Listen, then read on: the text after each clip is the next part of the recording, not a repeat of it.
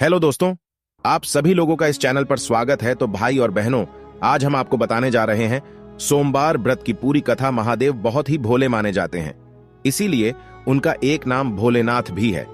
पौराणिक मान्यता अनुसार भगवान शंकर को प्रसन्न करने के लिए किसी भी तरह के खास विशेष पूजन की आवश्यकता नहीं होती, क्योंकि कहा जाता है कि वह तो भोले हैं और भक्त की मन से की गई क्षणिक मात्र की भक्ति से ही वह प्रसन्न हो जाते हैं। अगर आप भी शिव की भक्ति और कृपा पाने के लिए सावन के सोमवार का व्रत करते हैं तो इस कथा से भोलेनाथ को प्रसन्न कर सकते हैं। एक बार किसी एक नगर में एक साहूकार था। उसके घर में धन की कोई कमी नहीं थी, लेकिन कोई संतान न होने के कारण वह बहुत दुखी था। संतान प्राप्ति के लिए वह हर सोमवार को व्रत रखता था और पूरी श्रद्धा के साथ शिव मंदिर जाकर भगवान शिव और माता पार्वती की पूजा करता था। उसकी भक्ति देखकर एक दिन मां पार्वती प्रसन्न होकर भगवान शिव से साहूकार की मनोकामना पूर्ण करने का निवेदन किया। पार्वती जी के आग्रह पर भगवान शिव ने कहा कि हे पार्वती, इस संसार में हर प्राणी को उसके कर्मों का फल मिलता है और जिसके भाग्य में जो हो उसे भोगना ही पड़ी रहता है। लेकिन पार्वती जी ने साहूकार की भक्ति देखकर उसकी मनोकामना पूर्ण करने की इच्छा व्यक्त की। माता पार्वती के आग्रह पर शिवजी ने साहूकार को पुत्र प्राप्ति का वरदान तो दिया, लेकिन उन्होंने बताया कि यह बालक 12 वर्ष तक ही जीवित रहेगा। माता पार्वती और भगवान शिव की बातचीत को साहूकार सुन रहा था, इसलिए उसे ना तो इस बात की खुशी थी और ना ही दुख। वह पहले की भांति शिव जी की पूजा करता रहा।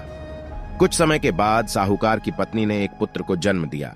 जब वह बालक 11 वर्ष का हुआ तो उसे पढ़ने के लिए काशी भेज दिया गया। साहूकार ने पुत्र के मामा को बुलाकर उसे बहुत सारा धन देते हुए कहा कि तुम इस बालक को काशी विद्या प्राप्ति के लिए ले जाओ। तुम लोग रास्ते में यज्ञ कराते जाना और ब्राह्मणों को भोजन दक्षिणा देते हुए जाना। दोनों मामा भांजे इसी तरह यज्ञ कराते और ब्राह्मणों को दान दक्षिणा देते काशी नगरी निकल पड़े। इस दौरान रात में एक नगर पड़ेडहा, जहां नगर के राजा की कन्या का विवाह था, लेकिन जिस राजकुमार से उसका विवाह होने वाला था वह एक आंख से काना था। राजकुमार के पिता ने अपने पुत्र के काना होने की बात को छुपाने के लिए सोचा, क्यों ना उसने साहूकार के पुत्र को दूल्हा बनाकर राजकुमारी से विवाह करा दूं। विवाह के बाद इसको धन देकर विदा कर दूंगा और राजकुमारी को अपने नगर ले जाऊंगा। लददके को दूल्हे के वस्त्र पहनाकर राजकुमारी से विवाह करा दिया गया।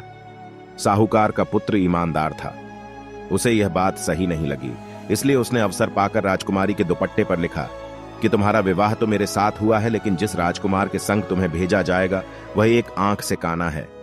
मैं तो काशी पर रहने जा रहा हूं। जब राजकुमारी ने चुन्नी पर लिखी बातें पढ़ ही तो उसने अपने माता पिता को यह बात बताई। राजा ने अपनी पुत्री को विदा नहीं किया, फिर बारात वापस चली गई। दूसरी ओर साहूकार का लडेडहाका और उसका मामा काशी पहुंचे और वहां जाकर उन्होंने यज्ञ किया। जिस दिन लडेडहाका 12 साल का हुआ उस दिन भी यज्ञ का आयोजन था। लददहाके ने अपने मामा से कहा कि मेरी तबीयत कुछ ठीक नहीं है। मामा ने कहा कि तुम अंदर जाकर आराम कर लो। शिवजी के वरदानुसार कुछ ही देर में उस बालक के प्राण निकल गए। मृत भांजे को देख उसके मामा ने विलाप करना शुरू किया। संयोगवश उसी समय शिवजी और माता पार्वती उधर से जा रहे थे। पार्वती माता ने भोलेनाथ से कहा, स्वामी, मुझे इसके रोने के स्वर सहन नहीं हो रहा, आप इस व्यक्ति के कष्ट को अवश्य दूर करें। जब शिवजी मृत बालक के समीप गए तो वह बोले कि यह उसी साहूकार का पुत्र है जिसे मैंने 12 वर्ष की आयु का वरदान दिया था। अब इसकी आयु पूरी हो चुकी है।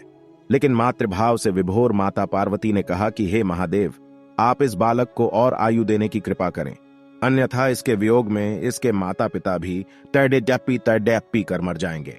माता पार्वती के पुण्य आग्रह पर भगवान शिव ने उस लडेडहाके को जीवित होने का वरदान दिया। शिवजी की कृपा से वह लडेडहाका जीवित हो गया। शिक्षा पूरी करके लड़का मामा के साथ अपने नगर की ओर वापस चल दिया। दोनों चलते हुए उसी नगर में पहुंचे जहां उसका विवाह हुआ था। उस नगर में भी उन्होंने यज्ञ का आयोजन किया।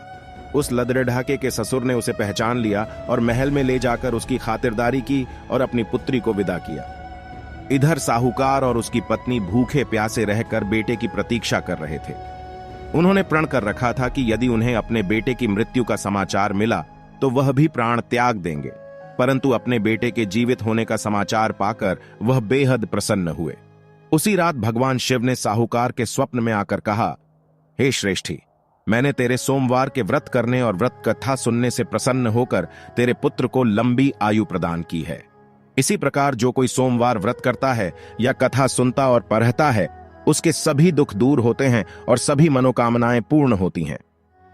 सोमवार के व्रत को लेकर मान्यता है कि इस व्रत को करने से भगवान शिव अपनी भक्तों की मुराद जल्दी पूरी करते हैं। सोमवार का दिन भगवान शिव को समर्पित है, इसलिए इस दिन भगवान शिव की पूजा और व्रत करने का महत्व और ज्यादा बढ़ जाता है। यदि आप सोमवार के व्रत करते हैं तो आपको सोमवार व्रत कथा पढ़ना बेहद जरूरी है, क्योंकि इसके बिना आपका व्रत अधूरा माना जाता है। तो आशा करते हैं दोस्तों, इस सेब काटा से आपको कुछ न कुछ ज्ञान जरूर मिला होगा। तो प्लीज चैनल को सब्सक्राइब कर। तो मिलते हैं अगले वीडियो। हर हर महादेव, हर हर महा